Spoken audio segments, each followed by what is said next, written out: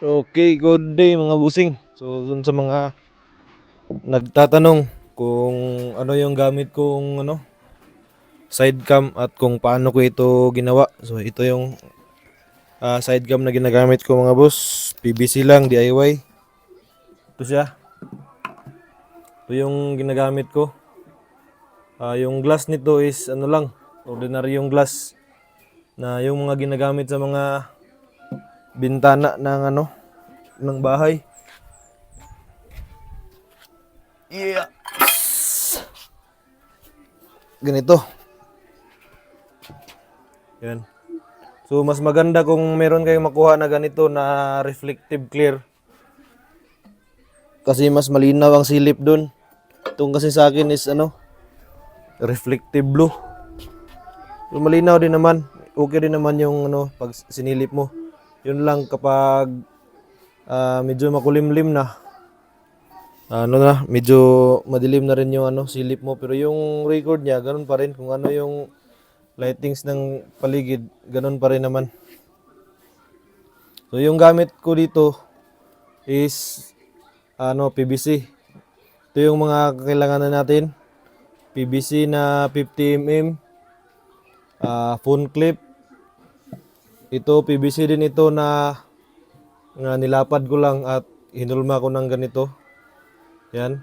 Saka itong dito, PVC na ito is 25mm. Yung sukat nito is 25mm. So yung nakausli dito, depende yan sa phone clip na gagamitin nyo. Kasi dapat ito yung basihan nyo dan. Dapat magkapantayan sila. Para paglagay ng cellphone, hindi tabingi kung kung mas mataas ito or di kaya ito naman yung mas mataas. So ililibel mo yan dito. Yan. So ito naman dito sa kabila, tansyahan lang din sa distance, yung hindi naman masyadong dumikit at hindi rin masyadong malayo. At ito ng kurba dito, ang ginawa ko, nilagyan ko lang ito ng liha na nakabaliktad at itong nakakurba, yan, pansin niyo nang may kurba. Yan, dito ko niliha. Yan, pakita ko sa inyo, kunin ko lang yung liha. Ganito ang ginawa ko din, mga busing. Nilagyan ko ng liha, tsaka ko ito niliha. Kaya naging curve. Yan. So yung sukat ng yung taas ng PVC is yung kadalasan na ginagawa ko sa 8 cm. Pero kasi ito gagamitin ko doon sa West Hunter na 832 by 56. Napakahaba nung nung eye relief. Sinukat ko kanina, nasa almost 3 inches yung eye relief. Kaya mahaba yung pinutol ko. So ito ay 10 mm, 10 cm. So yung ginagawa ko dati, 8 cm lang yun. So kaya ito namang isang PVC ay 40 mm. Ito yung 40 mm na PVC. Yan. O di kaya 4 cm. 40 mm. At naka 45 degree. So wala rin na tong eksaktong sukat kasi puputulan pa natin ito mamaya. Pag nakabit na natin dito, puputulan ko pa ito mamaya. Yan. So yung gamit natin dito is glass. Yan, ito yung glass. Kung napapansin nyo, meron ako ditong merong sticker na pula. Kasi yung sticker na pula, yan yung trinace ko dito. Yan. Kunwari ito yung sticker na pula. Trinace ko yan dito. Saka ginupit ko. Saka ko dinikit doon sa glass. Para pag hulma ko dito sa glass, yun lang yung susundan ko, yung pattern ng sticker. So, yung gamit ko dito sa bilog ng glass is plier. Inuunti-unti ko lang. So, napakasilan. Kasi kunting pagkakamali, crack, basag yung salamin, ulit ka na naman. So ini dahan-dahan talaga, paunti-unti hanggang sa makuha mo yung hugis. Ito naman, yung butas dito, ito yung kabitan ng dito yung pasukan ng lock ng phone clip. Yan.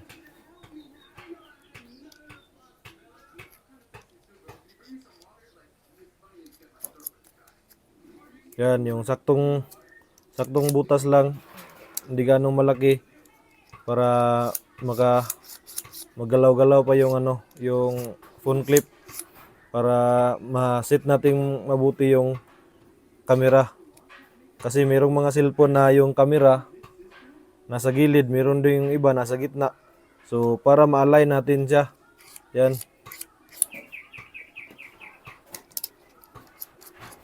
Ito naman spacer, kasi kung mapapansin niyo ito, itong 40mm at 50mm maluwang siya. Ito nga, nilagyan ko pa ng masking tape. At tapos itong spacer ng PVC din ito. Ito yung PVC na kadalasan natin ginagamit sa bahay, yung Didos na orange PVC.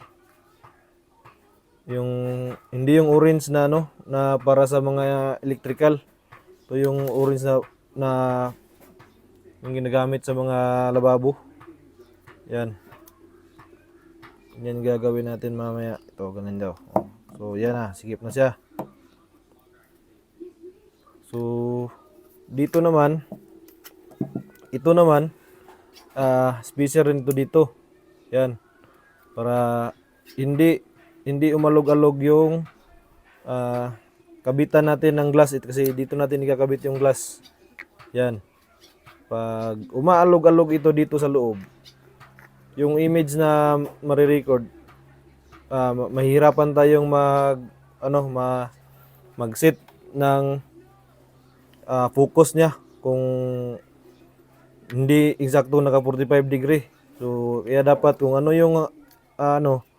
yung kapal ng spacer mo dito, ganun din dito. Yan. Yan lang. At ito naman, spacer ito dito, tulad nito, malaki lang ito. Yan, spacer yan. Tapos ito naman dito, para paglagay natin ng phone clip, hindi siya iikot-ikot. Yan, meron siyang dito, spacer lock. Ready siya galaw-galaw. Lang yan. Steady lang siya dyan. Yung galaw niya, pag ganun lang. So, yun. Gamit natin is mighty band. Ito lang. So, asimbulin na natin mga master. So, unahin natin dito is ito.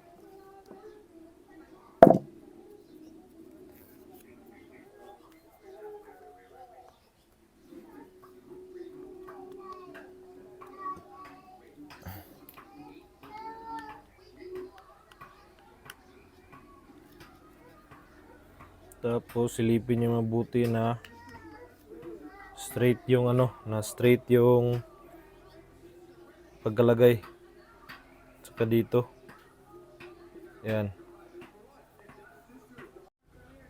So yung binutas ko nga pala dito sa PVC mga master. Ito siya. 25mm. Ewan ko kung anong tawag dito, basta nasa Shopee lang ito. Yun, pagka na-align na at okay na sa inyo yung alignment, straight na siya. Saka dito, hindi na siya level na rin siya. Pwede nyo nang yan, dikitan ng mighty band.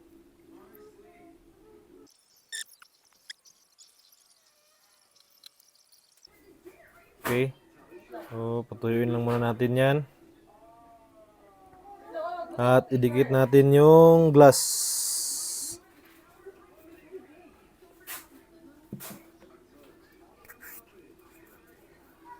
So ito ay naka 45 degree angle na pagkaputol.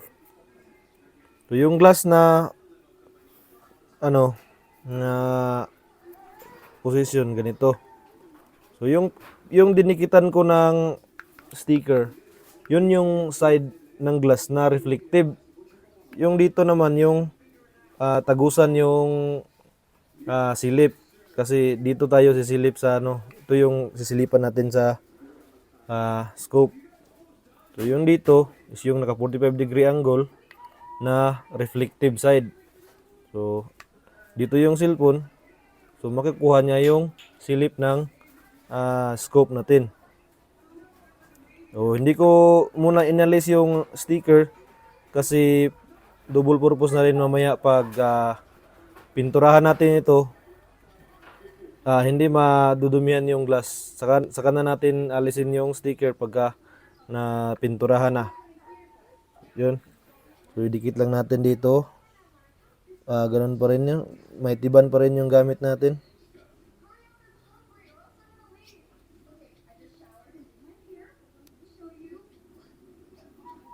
Yan.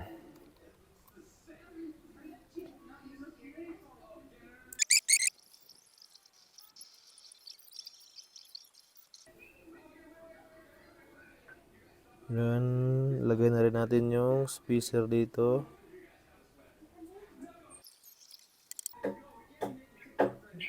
Yan. Patuyo lang muna natin.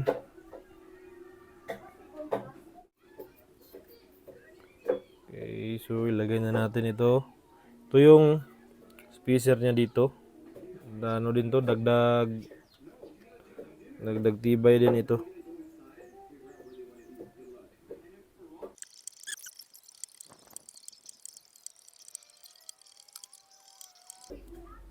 Okay. Tuyuin lang ulit.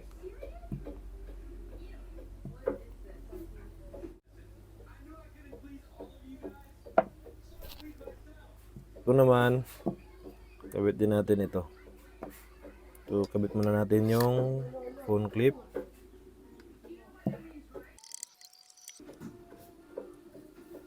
Yan, so i-align muna natin. Yan.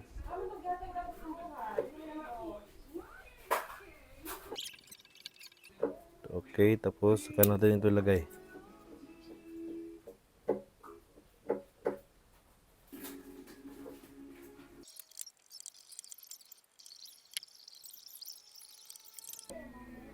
Okay. So, yung ano na lang. Yung glass na lang.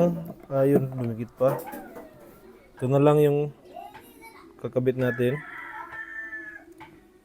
Dito.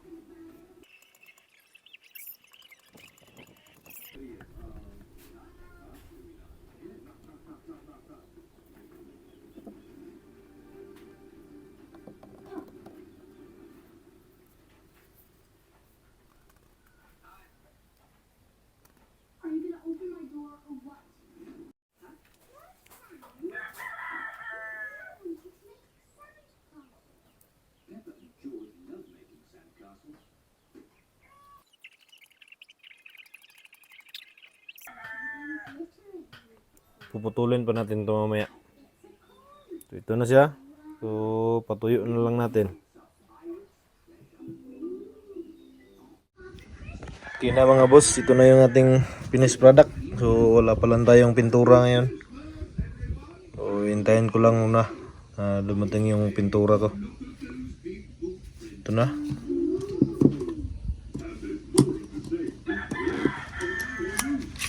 Yun na. So, ito yung galaw niya.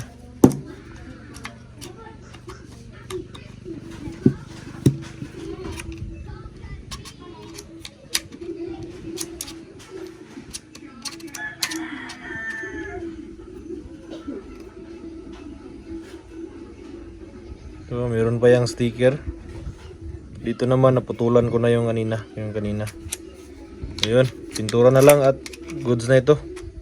Saka natin i-testing pag napinturahan na. Okay mga boss. Ito na yung ating DIY na side cam. So, pipinturahan na natin ngayon. So, yung salamin dito, nilagyan ko ng masking tape para mapinturahan natin dito, hindi siya malagyan ng pintura. Yan, masking tape. Dito naman yung sa kabila yung may sticker, hindi ko pa tinanggal yung sticker. Yun. So pintura na lang yung kulang dito. Saka ito yung ating phone clip. So yun, pinturahan muna natin. So primeran ko muna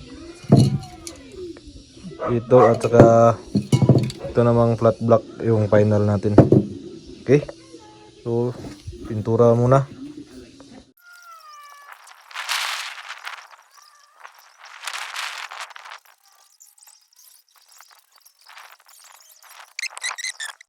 Okay na mga boss, ito na yung ating headcam na natuyo na yung primer. So ito naman yung final natin, flat black. So kayo nang bahala kung anong gusto niyong kulay.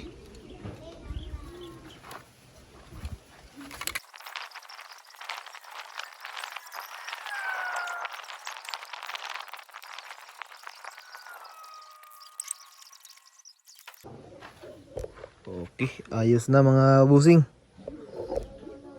So patuyo na lang natin, final na ito. Hindi na ako magsisikan coat. Yan na. So papatuyo ko na lang ito at yun, testing natin mamaya.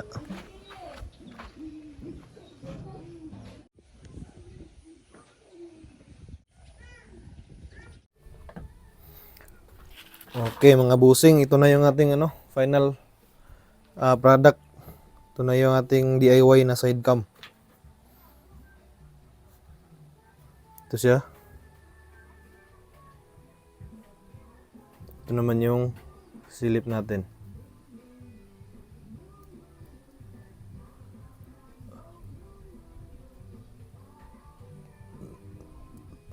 Yan. Dito naman sa ating side cam. Yan. So yung natin dito, gagamitin natin na scope is ito yung Wistanter na 832-56. So subukan natin. So itong masking tape, nilagyan ko ng masking tape kasi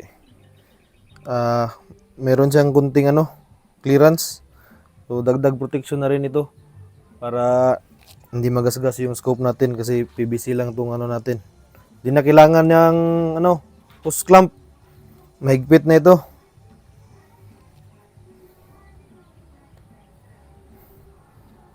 Tapos ito, huwag natin.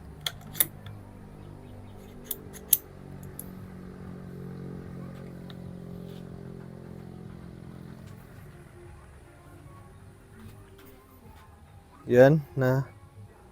Try natin. Ilagay naman natin tong cellphone doon. So hindi na natin ikakat para legit talaga. Ito siya. Ito, baliktarin ko lang yung phone para yung camera dito ma-align.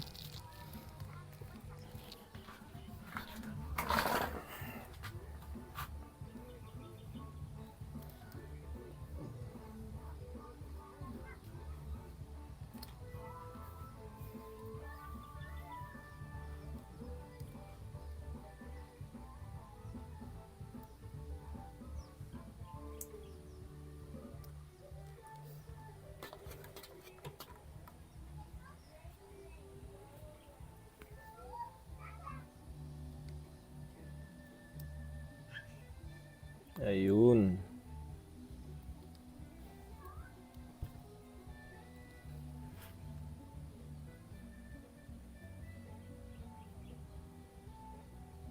Oh, ito na siya mga boss.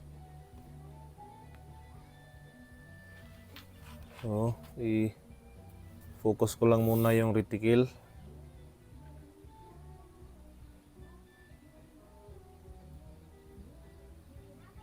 Yan. So, din natin i-center pa yung hanggang dyan lang talaga siya.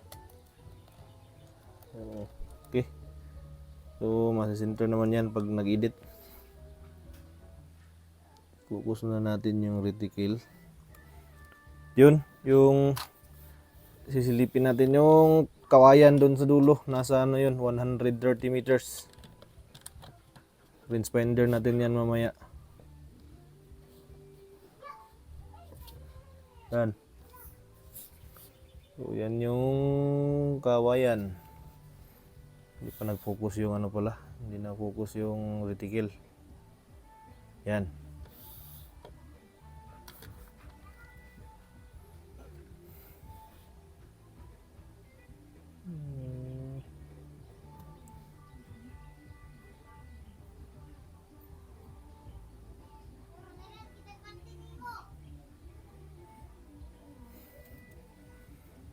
Zoom. Uy, tatakpan. Line muna natin ulit.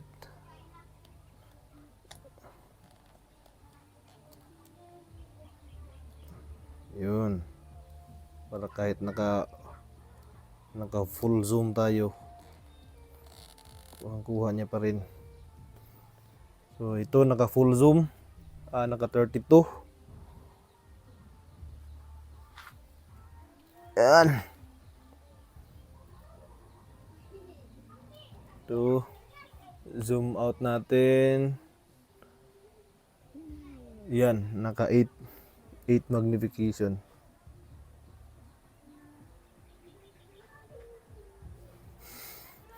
Zoom ulit natin sa 32. Yan. Ito 20. So, yung ano, saging naman. Tingnan natin yung saging. Yung saging is nasa 87 meters. Yan. 7 meters.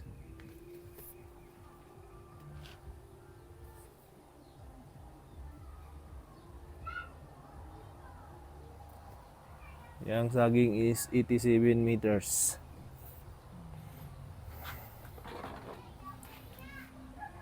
Wala lang bunga o di kaya puso yung saging, yun sana ipo-focus natin.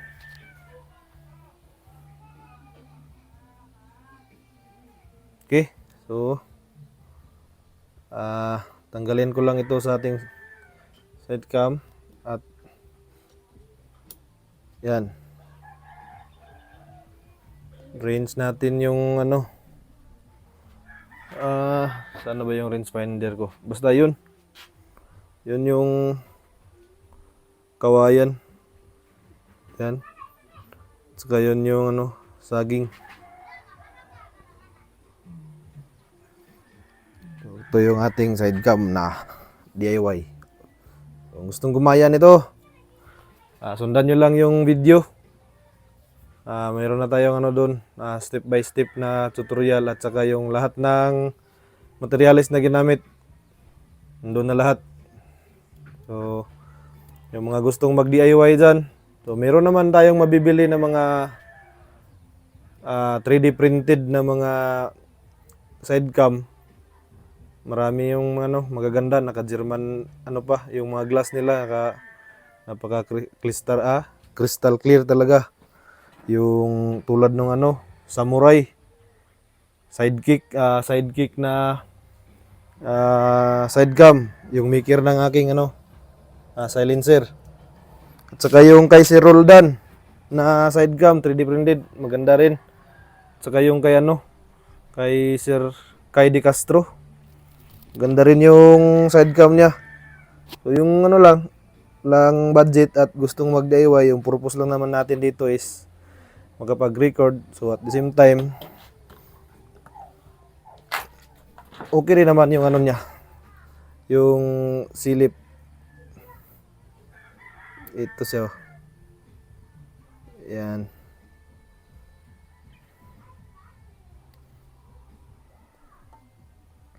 Dito siya, ito yung pag sinilip natin. Ilang mag-focus yung aking ano, camera. Ganyan siya. Ano yung liwanag dito sa labas. So, okay. Thank you. At sa mga nagtanong, ito na yung ano, yung side cam na natin. Yeah! Mega Hunt!